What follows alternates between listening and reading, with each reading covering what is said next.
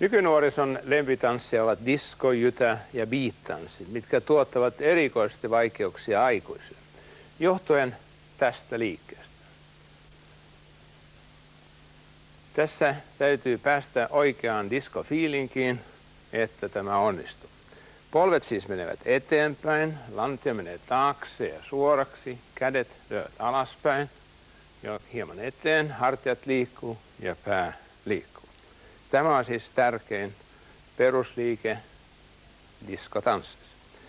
Seuraava on vasen jalka sivulle, 1, oikea yhteen 2, oikea jalka sivulle 3, 4. 1, 2, 3, 4. Nostamme reilusti polvia ja nostamme jalkoja. Siis 1, 2, 3, 4, 1, 2, 3. Lisäämme tähän kanta-askeleen. 1, 2, 1, 2, 1, 2, 1, 2, 1, 2, 2. Nyt juoksemme taaksepäin. 1, 2, 1, 2. Käännämme varpaat hieman ulospäin.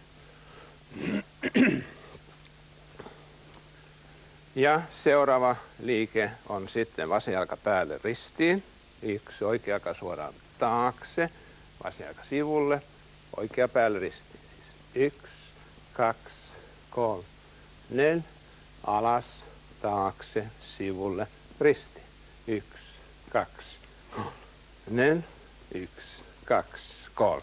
Ja sitten vasen jalka yhteen, oikea jalka sivulle ja nostamme lantion. Oikea yhteen, vasen sivulle ja nostamme lantion. 1, 2, 3, 4. Nyt tämä voimme tehdä myöskin näin päin. Ja kun osaamme nämä liikkeet, tarvitsemme vaan diskomusaa.